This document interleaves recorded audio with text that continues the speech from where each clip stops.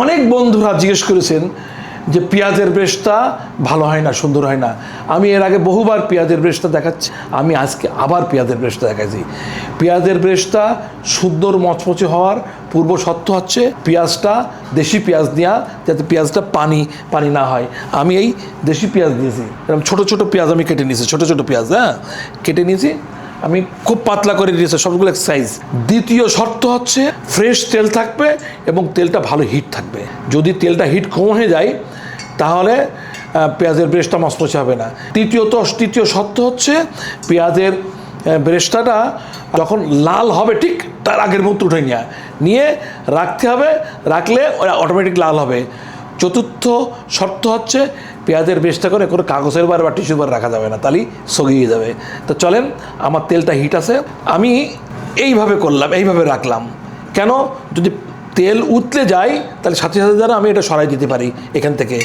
আর আমার কাছে একটা স্ট্রেনার থাকবে, একটা চামচ থাকবে এবং আমার এরকম একটা ফরম্যাটে থাকবে যাতে এরপর রেখে তেলটা নিচে সরাসরি পড়ে যায়। তো চলেন আমি এটা ঢেলে দিই। বিসমিল্লাহির রহমানির রহিম।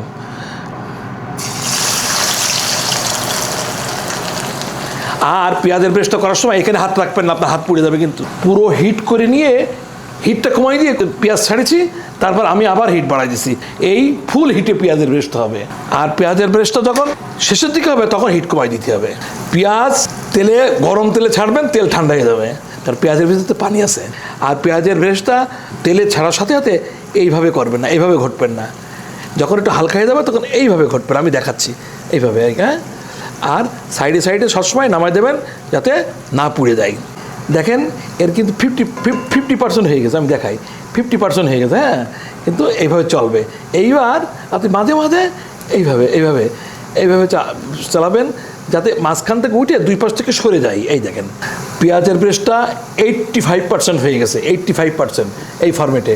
এখন আমি আরও 10% করবো, করে আমি হিট একদম কমাই দেবো। এই দেখেন, আর 1 মিনিটের মধ্যে আর 10% হবে। এইবার আমি এই জায়গায় হয়ে গেছে, এবার আমি হিট একদম কমাই দেবো। ঠিক আমার এই পদ্ধতিতে আপনারা পেঁয়াজের ব্রেস্টটা করবেন, একদম হিটটা কমাই দিয়েছি, একদম সিমিলার। এই দেখেন অবস্থা। আপনারা এই যে সাদা পোলাও করেন না, সাদা পোলাও করলে এখন নামাই দেবেন। আর পেঁয়াজের ব্রেস্টটার মূল যে জিনিসটা হচ্ছে আপনি লাল করে নামাবেন না। লাল করে নামালে কিন্তু যখন ঠান্ডা হবে না তখন পেঁয়াজের ব্রেস্টটা কালো কালো হয়ে যাবে। এই পেঁয়াজের ব্রেস্টটা যদি বেশি হয় তা আপনি এইটা দিয়ে সেঁকে তুলবেন এই এখন থেকে। আর যদি এরকম অল্প হয় বাসার জন্যে, তাহলে আপনি আরেকটুখানি লাল করে একসঙ্গে ঢেলে দেবো। এই ডান। এইবার আমি হিট হিট বন্ধ করে দেবো, একদম বন্ধ করে দেবো। এই যে হয়ে গেছে, পেঁয়াজের ব্রেস্টটা অলরেডি হয়ে গেছে। এই এখন ঢেলে দেবো। পেঁয়াজের ব্রেস্টটা যে পাত্র করবেন ওই পাত্রটা কিন্তু অত্যন্ত হিট থাকে, হিট। অতএব খুব সাবধান, একটু মোটা কাপড়ে ধরবেন, না তো আপনার হাত কিন্তু পুড়ে যাবে। আর কাজ করতে গেলে যদি হাত পুড়ে যায় তাহলে তো পরে কাজ করতে পারবেন না। এই গেল পেঁয়াজের ব্রেস্টটা। দেখেন আমি একদম কাঁচা নামাইছি। নামাইয়ের পর আপনি এভাবে সরাই দেবেন যাতে বাতাস পায়, ঠান্ডা পায়, তাহলে মচমচে হবে। আর পেঁয়াজের ব্রেস্টটা অবশ্যই এই মাঝখানটা আপনি ব্রেস্টটা রাখবেন, মাঝখানটা ছড়াই দেবেন। এখানে ওই তেল চয় তেলটা ওখানে যাইতে হবে। এই পেঁয়াজের ব্রেস্টটা মচমচে হবে। কাগজের পরে রাখলে কিন্তু মচমচে হবে না।